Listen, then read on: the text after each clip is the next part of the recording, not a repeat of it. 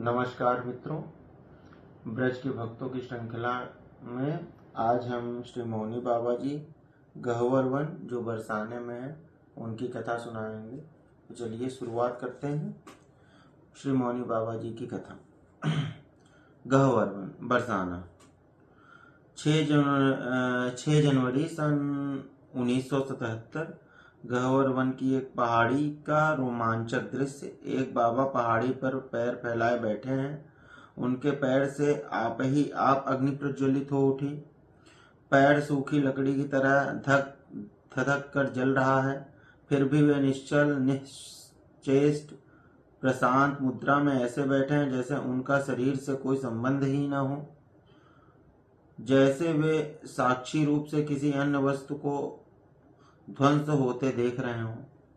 नीचे से चकसौली ग्राम के एक ठाकुर की लड़की किशोरी बाई और उसकी माँ उस ओर देख रही थी।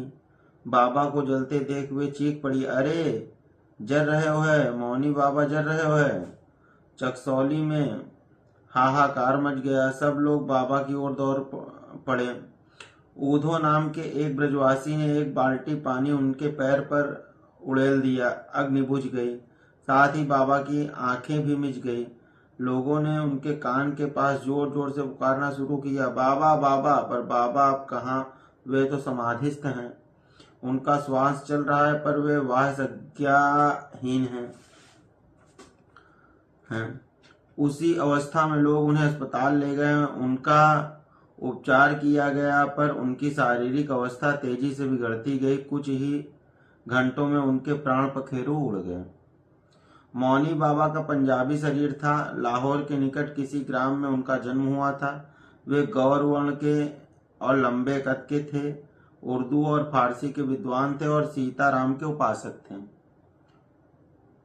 युवावस्था में ही घर छोड़कर ब्रज चले आए थे। ब्रज में मस्त डोला फिरा करते थे। जहाँ कहीं भंडारा होता सुन लेते थे, वहां पहुंच जाते थे और छक कर भोजन करते थे। एक बार एक महिला ने परिहास में उनसे कहा, बाबा केवल खाते पीते ही हो या कुछ और भी करते हो? बाबा कुछ करने के लिए तो घर छोड़कर बाबा हुए ही थे। संसार से उन्हें विरक्त पहले ही हो चुकी थी। पर ब्रज में आने के कुछ दिन बाद उनका नवानुराग कुछ शिथिल पड़ गया था। महिला के शब्दों ने जैसे उनके वैराग्य की अग्नि को फूंक कर फिर से प्रज्वलित कर दिया। उन्होंने डोलना फिरना बंद कर कठोर वैराग्य के साथ एकांत में भजन करने का निश्चय किया। वे गहवर वन में एक छोटी सी कुटिया में रहकर भजन करने लगे। कुटिया इतनी छोटी थी कि उसमें वे लेट भर सकते थे। उसी में एक टूटी सी हड़िया जलपात्र के रूप में रखी रहती थी। कभी कभी उसी में से एक सर्प भी एक और पड़ा दिख जाया करता था। वह जैसे उनका पूर्वजन्म का कोई संबंधी था और उनकी कुटिया में उनके सत्संग के लिए आया करता था। दूसरे लोग यह देख अचंभित होते, पर बाबा के लिए कोई असाधारण बात नहीं थी। बाबा साधारणतः मौन रहते थे, केवल ब्रजवासियों से कभी कभी कुछ बात कर लेते थे। इसलिए सब लोग उन्हें मौनी बाबा कहते थे। उनका गुरुचरण दास नाम शायद ही कोई जानता था। वे दैन्य की साक्षात मूर्ति थे। अपने को जीव मात्र से छोटा मानते थे। यह उनके लिए कोई बनावटी बात न थी। उन्हें सचमुच कष्ट होता था जब उन्हें कोई सम्मान देता था। कोई उन्हें दंडवत करता था तो अपने को ढोंगी जान वे अपने को थप्पड़ मारने लगते थे। इसलिए जो लोग उन्हें जानते थे वे उन्हें दंडवत मन ही मन कर लिया करते थे। वे अयाचक वृत्ति से रहते थे। कोई अपने से भिक्षा देता था तो ले लेते थे, मांगते किसी से कुछ नहीं थे। जिस दिन कुछ नहीं मिलता था जंगल के पत्ते चबाकर रह जाते थे। व्रज के बाहर किसी व्यक्ति की भिक्षा वे स्वीकार नहीं करते थे। यदि कोई छल से उन्हें व्रज के बाहर की या व्रज के बाहर के किसी व्यक्ति की कोई वस्तु दे देता था तो वे जान जाते थे। एक बार जब वे अपनी कुटिया पर नहीं थे, एक महिला उनके लिए रोटियां रख गई। लच्छो नाम की एक ब्रज की लड़की ने कहा, बाबा कमला आपके लिए रोटी रख गई है। बाबा ने झट कहा, झूठ बोलती है, तेरी भाभी रख गई है। भाभी ब्रज के बाहर की थी, पर बाबा ने न उस रोटी को रखते देखा था, न उनसे किसी ने यह कहा था कि वह ब्रज की नहीं है।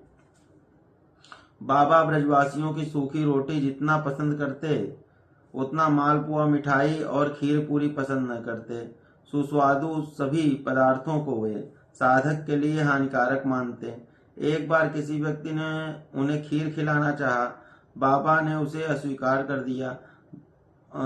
उसने खीर का कुल्हड़ कुत्ते के सामने रख दिया। कुत्ता उसे सड़ोपने लग गया। उस समय मानगढ़ के श्री रमेश बाबा की माँ वहां उपस्थित थी। बाबा उनका सम्मान करते थे। उन्होंने कहा, बाबा, आपने प्रसादी खीर का अनादर किया, यह ठीक नहीं है, यह ठीक नहीं। उसी समय बाबा ने कुत्ते की खाई हुई खीर में से थोड़ी सी लेकर चाट ली। किसी ने कहा, बाबा, यह क्या?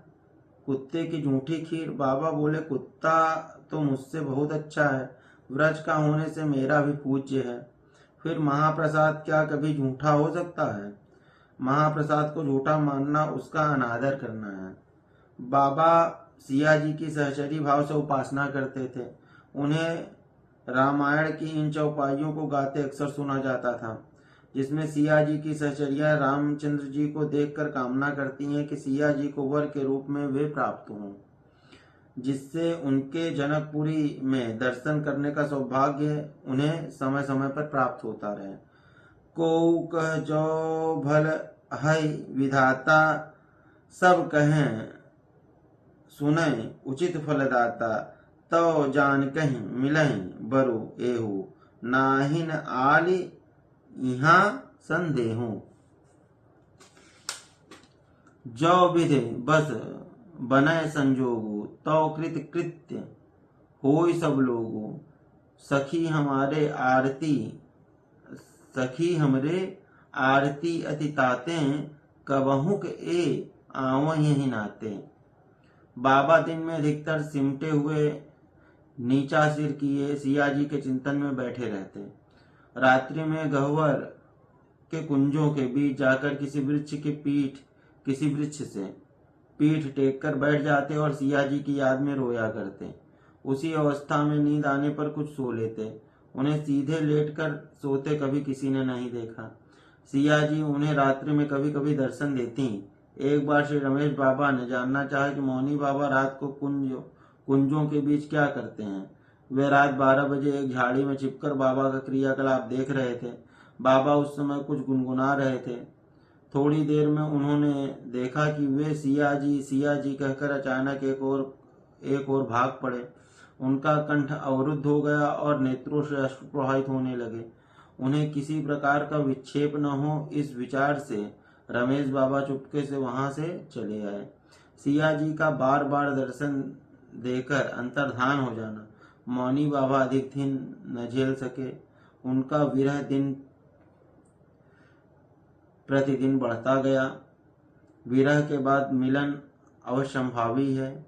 आखिर एक दिन विरह इतना प्रबल हो गया कि भीतर की विरहाग्नि ने बाहर प्रकट हो शरीर को ध्वंस कर दिया और बाबा सिद्ध सहचरी देह से सिया जी से जा मिले। धन्यवाद मित्रों। आगे ब्रज के भक्तों में आपसे फिर मुलाकात।